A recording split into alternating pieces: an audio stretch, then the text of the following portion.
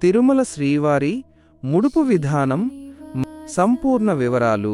శ్రీ వెంకటేశ్వర స్వామివారి అనుగ్రహం కోసం భక్తులు ఎంతో నమ్మకంతో సమర్పించే ఈ ప్రత్యేక నాణేల ముడుపు వెనుక ఉన్న ప్రాముఖ్యత మరియు దానిని కట్టే సరైన పద్ధతి ఇక్కడ తెలుసుకుందాం.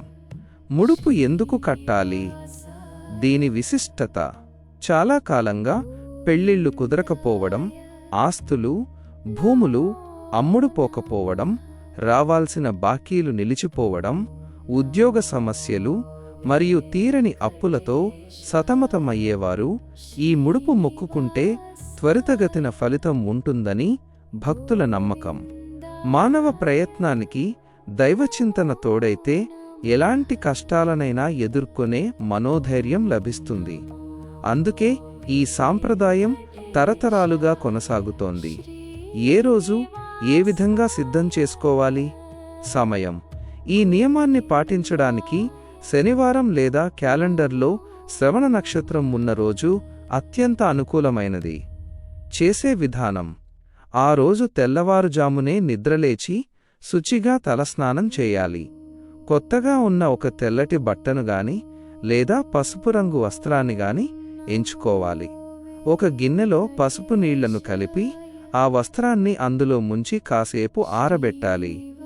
ఆరిన ఆ వస్త్రంలో 2 కర్పూర బిళ్లలు, 2 యాలకులు, 2 లవంగాలు మరియు కొద్దిగా అక్షింతలు ఉంచాలి.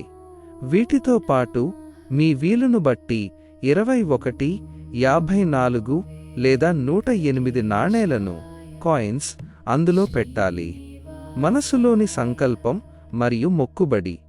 నాణేలను బట్టలో ఉంచేటప్పుడు మీ మనసులోని కోరికను, ఉద్యోగం రావడం, అప్పుల బాధలు తొలగడం, సొంతింటి కల నెరవేరడం వంటివి ఏకాగ్రతతో స్వామివారికి విన్నవించుకోవాలి. మీ సంకల్పం నెరవేరిన తరువాత లభించే మొదటి జీతంలో కొంత భాగం ఇస్తానని లేదా పేద సాధువులకు సాయం చేస్తానని మొక్కుకోవచ్చు. భగవంతుడికి ధర్మ మార్గం అంటేనే ఇష్టం.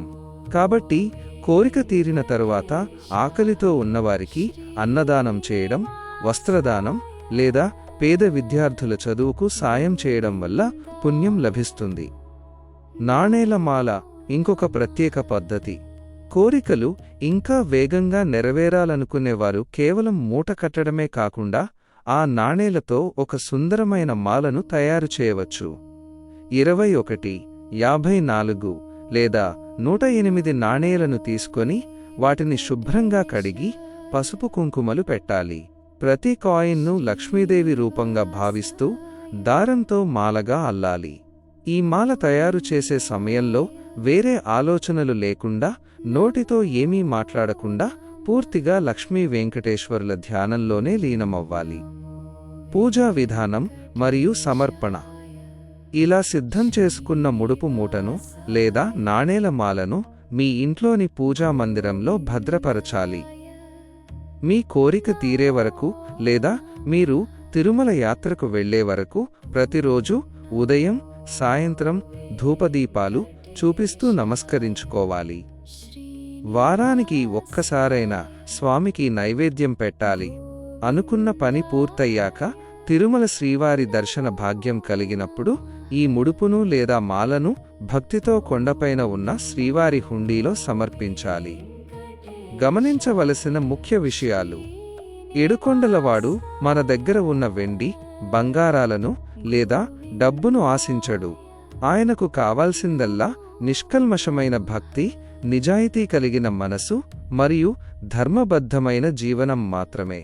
హుండీలో భారీ మొత్తంలో కానుకలు వేసే ముందు మీ చుట్టుపక్కల ఆకలితో అలమటించేవారు, చదువుకోలేని పేద పిల్లలు ఎవరైనా ఉన్నారేమో గమనించండి. వారికి చేసే సాయం కూడా ఆ వెంకటేశ్వరుడికి చేసిన సేవతోనే సమానం.